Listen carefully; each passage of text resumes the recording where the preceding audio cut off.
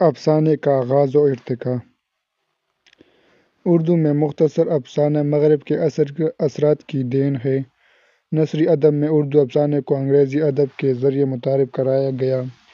اگرچہ اس کی عمر زیادہ طویل نہیں ہے مگر پھر بھی مختصر سے عرصے میں نثری ادب کی اس نے دوسرے اصناف کی طرح اپنی ایک الگ پہچان بنائی۔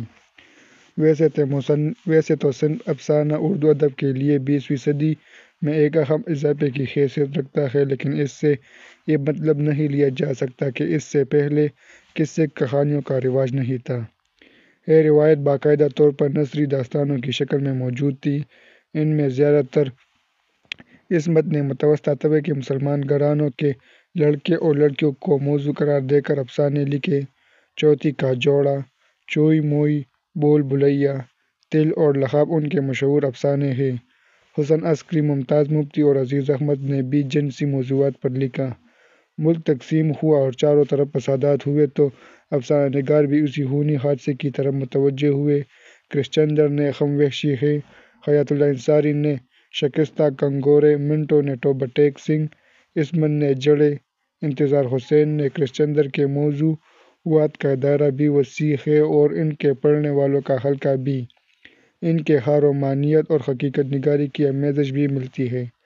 طنز و مزاح کی چاشنی بھی آزادی سے پہلے ان کے جن افسانوں نے شہرت پائی ان میں زندگی کے موڑ پر، کالو بنگی اور ان داتا شامل ہیں۔ بیدی کا لہجہ دھیما ہے اور چیخوں سے مماثلت رکھتا ہے۔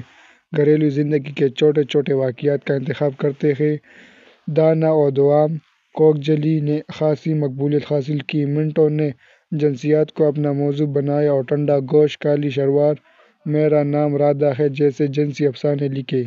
اس زمانے میں افسانہ نگاروں کی تعداد میں بھی اضافہ ہوا۔ کرشچندر، راجندر سنگھ بیدی، سعادت حسن منٹو، عصمت چغتائی، احمد ندیم قاسمی، حسن عسکری اور ممتاز مفتی نے کافی مقبولیت حاصل کی۔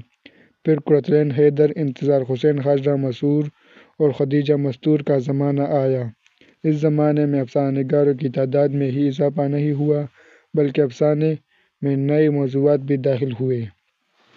اور سنسنی خیز تھا۔ جنسی معاملات میں ان افسانہ نگاروں نے بہت بے باکی سے کام لیا تھا۔ 1936 میں ترقی پسند تحریک کا آغاز ہو جاتا ہے اور ادب کو زندگی سے قریب لانے کی کوشش سے افسانے کی مقصدیت میں نئی جان پڑ جاتی ہے۔ اسی زمانے میں روسی اور فرانسیسی افسانہ نگار خصوصاً چیخوف، ترگنیو، موپاسا، زولا اور فلابیر سے واقفیت فراہم ہوئی اور اسی زمانے میں فرائڈ کے نظریات عام ہوئے اور جنسی موضوعات شجرِ ممنوع نہ رہے۔ اس زمانے میں افسانہ نگاروں کی تعداد میں بھی اضافہ ہوا۔ افسانہ میں پیش کیا۔ اس طرح پریم چند کے افسانے کو مسائلی افسانوں کا نام بھی دیا جا سکتا ہے۔ سوز وطن سے لے کر واردات تک کے افسانوں میں ہندوستانی عوام کے مسائل پیش کیے۔ ان مسائل کو پیش کرتے ہوئے انہوں نے حقیقت نگاری کو ضرور پیش نظر رکھا۔ اس کے بعد 1932 میں افسانوں کا ایک مجموعہ انگارے کے نام سے شائع ہوا۔ اس میں رشید جہاں، احمد علی، سجاد ظہیر اور محمود ظفر کے افسانے شامل ہیں۔ یہ اس مقصد سے لکھے گئے کہ سماج کی مروجہ قدروں پر چوٹ کی جائے، ان کا رویہ جارحانہ۔ پریم چند کی افسانہ نگاری کا تیسرا دور اصلاحی اور سیاسی ہے۔ اس دور میں نجات، نمک کا داروغہ، سوتیلی ماں، بڑے گھر کی بیٹی، شطرنج کی بازی وغیرہ افسانے لکھے۔ ان افسانوں میں پریم چند نے متوسطہ طبقے کے ہندو گھرانوں اور ہندوستانی دیہاتوں کی معاشرتی، تاریخی اور سیاسی زندگی کی بہترین تصویر پیش کی ہے۔ مختصراً پریم چند نے ہر موضوع پر افسانے لکھے۔ پریم چند نے اپنے پن کو کسی طلسم یا تصوراتی دنیا سے وابستہ نہیں کیا۔ انہوں نے ہندوستانی عوام کی زندگی کے ہر پہلو کو موضوع بنایا، یہاں تک کہ دیہات میں رہنے والے 90% عوام اور ان کے مسائل کو اپنے دور کے معاشرے کی عکاسی کرنے کی کوشش کی ہے۔ اردو افسانے میں حقیقت نگاری کی روایت دراصل انہی سے شروع ہوتی ہے۔ پریم چند اپنے ابتدائی دور میں داستانوں سے متاثر رہے، چنانچہ ان کے ابتدائی دور کے افسانوں میں داستانوی رنگ ملتا ہے۔ اپنے پہلے افسانوی مجموعے سوز وطن میں وہ زیادہ جذباتی نظر آتے ہیں۔ دوسرے دور میں پریم چند نے اپنے ماضی کی عظمت کا احساس دلانے کے لیے پریم پچیسی، پریم بتیسی اور پریم چالیسی کے افسانے لکھے۔ ان افسانوں میں ہندو اور راجپوتوں کی عظمت اور شجاعت کو پیش کرتے ہوئے لوگوں کے دلوں میں حب الوطنی کا احساس پیدا کیا۔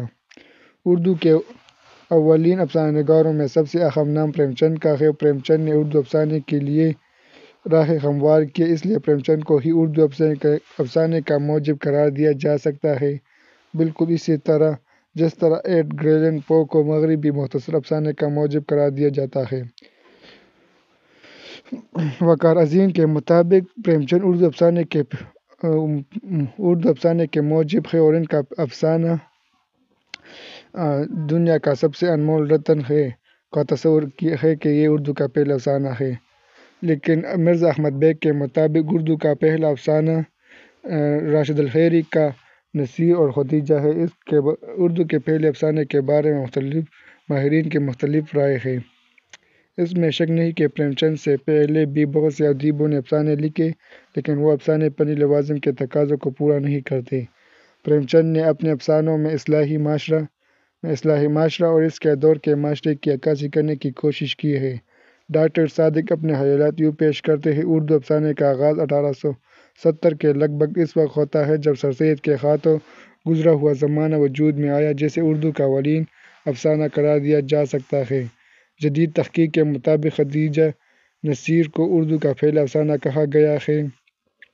اس سلسلے میں پروفیسر بیگ نے بتایا کہ خدیجہ نصیر میں پہلی بار افسانے کے نقوش مل جاتے ہیں۔ بہرحال سر سید یا یلدرم کے ہاتھوں اس صنف کا آغاز ہوا۔ اس بحث سے یہ حاصل ہوتا ہے کہ اس صنف کی باقاعدہ طور پر ابداری اور اس کی سمت اور رفتار کو متعین کرنے کا کام پریم چند کے ہاتھوں انجام ہوا۔ جہاں تک تاریخی ارتقاء کے پس منظر میں افسانے کا سوال ہے تو اس سلسلے میں بہت سے نظریات پیش کیے گئے ہیں۔ کچھ نقاد پریم چند کو اردو کا پہلا افسانہ نگار مانتے ہیں اور کچھ کا خیال ہے کہ پریم چند سے قبل ہی اس نثری صنف کا آغاز ہو گیا تھا۔ کچھ نقادوں کے نزدیک اس نثری صنف کو اردو میں سجاد حیدر یلدرم نے روشناس کرایا۔ ڈاکٹر فرمان فتح پوری اس سلسلے میں یوں رقم طراز ہیں: اردو کے پہلے افسانہ نگار پریم چند نہیں، سجاد حیدر یلدرم ہے۔ اردو کا پہلا افسانہ پریم چند کا دنیا کا سب سے انمول رتن نہیں، بلکہ یلدرم کا نشے کی پہلی ترنگ ہے۔ یہ افسانہ 1900 میں شائع ہوا تھا۔ ماپوکل فطری عناصر کی بھرمار ہوتی تھی اور داستان کے پلاٹ بڑے وسیع اور پیچیدہ ہوتے تھے۔ داستانوں کے زمانے میں چونکہ زیادہ مصروفیت نہیں تھی اور داستانوں کے علاوہ وقت گزاری کا کوئی ذریعہ نہ تھا، چنانچہ اس زمانے میں اس طرح کے طویل قصے زیادہ پسند کیے جاتے تھے۔ لیکن جیسے جیسے سائنس نے ترقی کی، انسان کی مصروفیات بڑھتی گئی اور آہستہ غیر فطری قصے اپنی دلچسپی کھونے لگے اور حقیقت پر مبنی قصے اور کہانیاں منظر عام پر آنے لگیں، جنہیں ناول اور اس کے بعد مختصر افسانے کے روپ میں پیش کیا جانے لگا۔ اردو میں مختصر افسانہ مغرب کے اثرات کی دین ہے۔ نثری ادب میں اردو افسانے کو انگریزی ادب کے ذریعے متعارف کرایا گیا۔ اگرچہ کہ اس کی عمر زیادہ طویل نہیں، مگر پھر بھی مختصر افسانے میں نثری ادب کی اس صنف نے دوسرے اصناف کی طرح اپنی ایک الگ پہچان بنا لی۔ ویسے تو صنف افسانہ اردو ادب کے لیے 20ویں صدی میں ایک اہم اضافے کی حیثیت رکھتا ہے، لیکن اس سے یہ مطلب نہیں لیا جا سکتا کہ اس سے پہلے قصے کہانیوں کا رواج نہیں تھا۔ یہ روایات باقاعدہ طور پر نثری داستانوں کی شکل میں موجود تھا۔ ان میں زیادہ تر